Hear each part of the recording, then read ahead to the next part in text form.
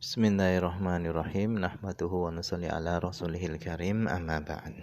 Insyaallah pada kesempatan ini kita akan melanjutkan kembali pembacaan kitab Kifayatul Akhyar, masih melanjutkan bab tentang puasa.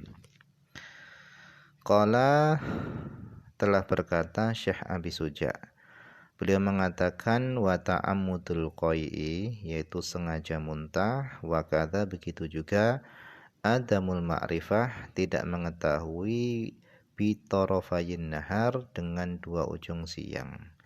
Yang dimaksud dengan dua ujung siang itu adalah waktu fajar dan waktu tenggelamnya matahari. Wa min asbabil mufattirati al-istifragh, dan diantara sebab-sebab perkara yang membatalkan puasa itu adalah al-istifragh, yaitu muntah. Faman taqayya'a, maka siapa yang muntah amdan, dengan sengaja, aftara, maka batal puasanya. Wa in ghalabahul qai', akan tapi jika muntah itu mengalahkannya, maka lam yuftir, maka tidak batal puasanya. Liqaulihi sallallahu alaihi wasallam, karena sabda Nabi Muhammad sallallahu alaihi wasallam. Nabi SAW beliau bersabda, man dzara'ahul qai', siapa yang muntah itu mengalahkannya, wa huwa shaimun, sementara dia itu dalam kondisi puasa, falaisa alaihi qada'un, maka tidak ada kewajiban ke atasnya qada'un, qada'. Wa man istaqa'a, dan siapa yang mencari-cari muntah dengan sengaja, falyaqdi, maka hendaknya dia mengqadai puasanya. Rawa, telah meriwayatkan hadis ini ashabus sunan al-arba'ah, yaitu para imam yang memiliki kitab sunan al-arba'ah yang 4. Jadi di antara perkara yang membatalkan puasa itu adalah muntah dengan sengaja. Tetapi kalau muntah tadi itu tidak disengaja, misalnya dia naik kendaraan kemudian dia muntah, atau dia mencium sesuatu yang menyebabkan dia muntah, maka itu tidak membatalkan puasa karena tidak sengaja. Hanya saja dia harus berkumur-kumur untuk menghilangkan sisa-sisa muntah yang ada pada mulutnya, karena muntah itu adalah najis. Wa qala Tirmidzi, telah berkata Imam Tirmidzi, hasanun gharibun, hadis ini adalah hadis hasan gharib. Jadi hadis man dzara'ahu al-qai' ila akhiri tadi, itu kata Imam Tirmidzi itu adalah hadis hasan gharib. Wassahahahu Ibnu Hibban, dan telah mensahihkan hadis ini Ibnu Hibban, wa Daruqutni, dan Imam Daruqutni, wal Hakimu, dan Imam Hakim. Wa dzara'ahu, dan kata dzara'ahu pada hadis di atas itu maknanya adalah ghalabahu, mengalahkannya. Wa huwa, adapun kata dzara'ahu itu bidzal, yaitu dibaca dengan huruf dzal al-manqutoh, yaitu yang diberi titik 1. Wa amma ma'rifatu torofayin nahar, adapun mengetahui dua ujung siang, yaitu mengetahui waktu fajar dan waktu tenggelamnya matahari, fala budda, maka harus min dzalika, dari mengetahuinya, fil jumlah, secara global. Untuk apa? Lisihhati shaum, untuk keabsahan puasa.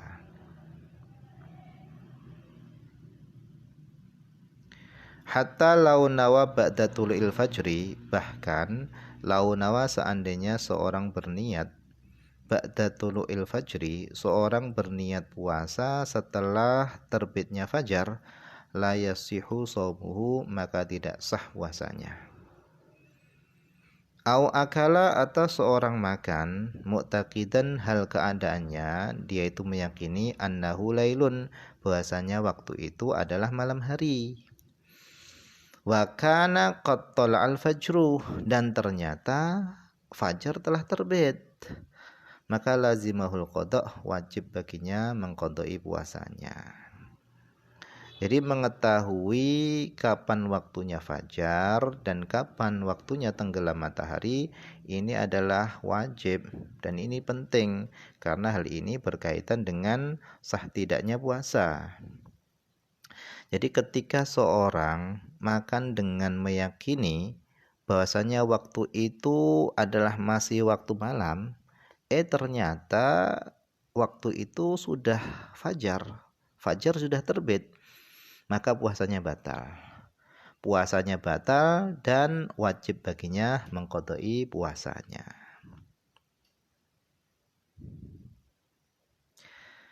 Wakadha begitu juga, lau akala mu'taqidan, seandainya seorang makan mu'taqidan hal keadaannya dia itu meyakini annahu qad dakhala lail, bahasanya sungguh telah masuk pada malam hari. Malam hari sudah masuk. Thumma bana, kemudian menjadi jelas khilafuhu, berbeda dengan yang dia yakini. Ternyata berbeda dengan dugaannya. Maka lazimahul qada, maka wajib baginya qada.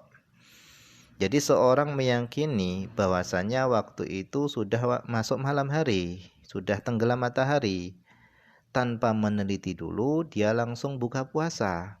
Ternyata itu belum malam hari, masih siang, maka puasanya batal dan wajib baginya qadha.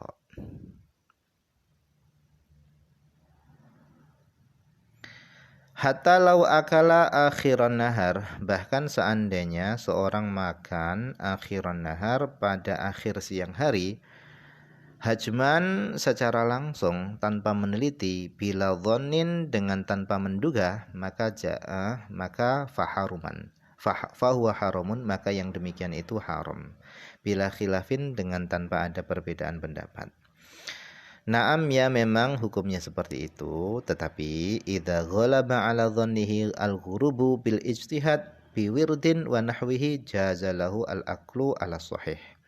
Naam, ya memang hukumnya seperti itu, tetapi idza ghalaba, apabila ghalaba kuat ala dhanihi atas dugaannya al-ghurubu tenggelamnya matahari, kuat dugaannya tadi bil ijtihad dengan ijtihadnya, biwirdin dengan wirid, wa nahwihi dan seumpama wirid, maka jazalahu al-aqlu, boleh baginya makan ala sahih menurut pendapat yang sahih. Wa qala al-Ustadz Abu Ishaq, dan telah berkata al-Ustadz Abu Ishaq, beliau mengatakan la yajuzu, enggak boleh makan.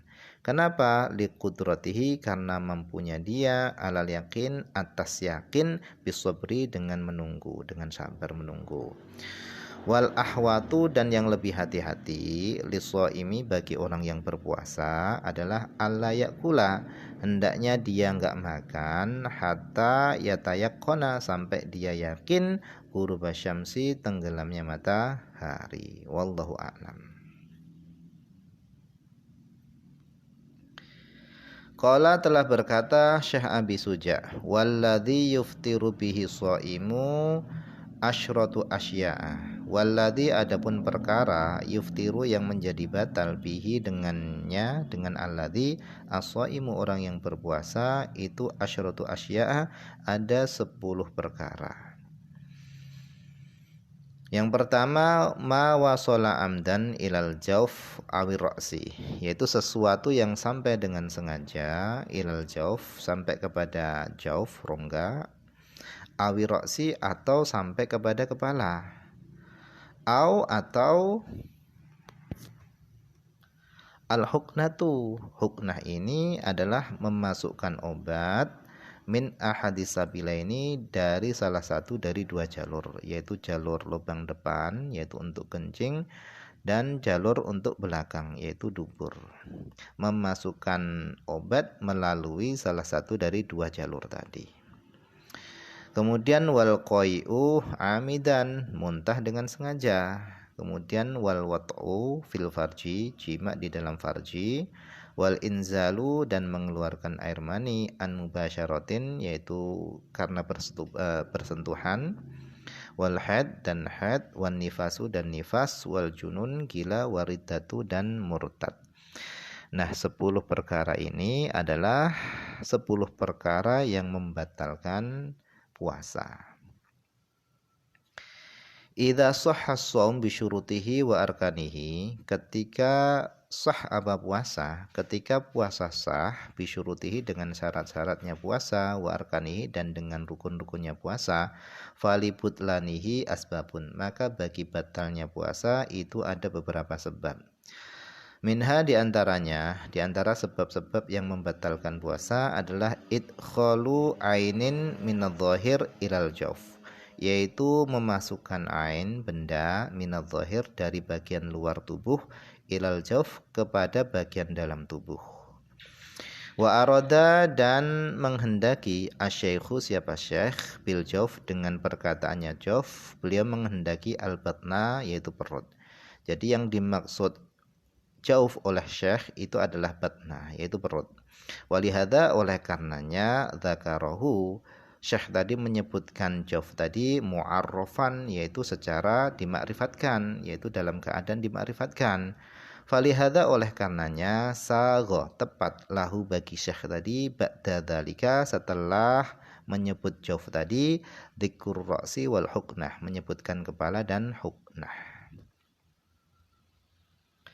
Wa minha dan diantaranya lagi, diantara sebab-sebab yang bisa membatalkan puasa adalah al-qai'u amidan, yaitu muntah dengan sengaja. Fa innahu mubtilun, sesungguhnya muntah dengan sengaja itu membatalkan puasa. Fihi wa fihi dan pada perkataannya syekh tadi dengan sengaja itu ihtirazun, itu mengecualikan an ghairi amid dari selain sengaja. Dari selain sengaja, artinya kalau muntahnya tadi enggak sengaja itu enggak membatalkan puasa. Waqad marra daliluhu dan sungguh telah lewat daliluhu dalilnya. Kemudian minha diantaranya lagi sebab yang membatalkan puasa lagi adalah al-wat'u fil farji, yaitu jima pada farji, kama taqaddama sebagaimana penjelasan yang telah lewat. Wakadha begitu juga al-inzalu inzal, mengeluarkan air mani, yakni yang dikehendaki oleh syekh, yang dimaksud syekh dengan inzal itu adalah khurujal mani bil jima, yaitu keluarnya air mani bil jima dengan jima. Wa qauluhu dan perkataannya syekh an mubasyaratin, yaitu karena sebab bersentuhan, yakni syekh tadi menghendaki dengan mubasyarah tadi adalah sawaun kana haraman, sama saja apakah keluarnya air mani tadi itu haraman, itu adalah diharamkan, ka ikhrajihi biyadihi seperti mengeluarkannya air mani tadi biyadihi dengan tangannya sendiri, au ghairu muharramin atau keluarnya air mani tadi itu ghairu muharramin bukan yang diharamkan. Contohnya ka ikhrajihi seperti mengeluarkan air mani biyadi zaujatihi dengan tangan istrinya, au jariyatihi atau mengeluarkan air mani dengan tangan budak perempuannya. Jadi kalau mengeluarkan air mani dengan tangannya sendiri itu hukumnya adalah haram. Tetapi kalau mengeluarkan air mani dengan tangan istrinya atau dengan tangan budak perempuannya, maka itu tidak diharamkan. Kada begitu ya.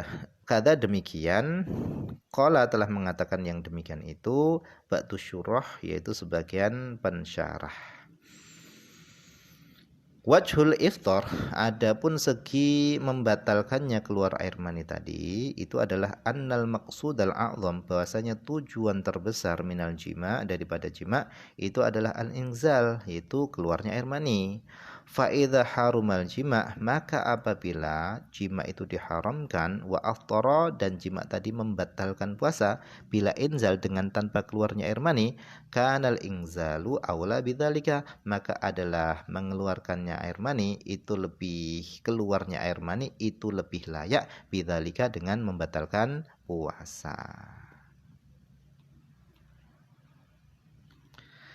Wallahu a'lam, ini saja yang bisa dibaca pada kesempatan ini, semoga ada manfaatnya.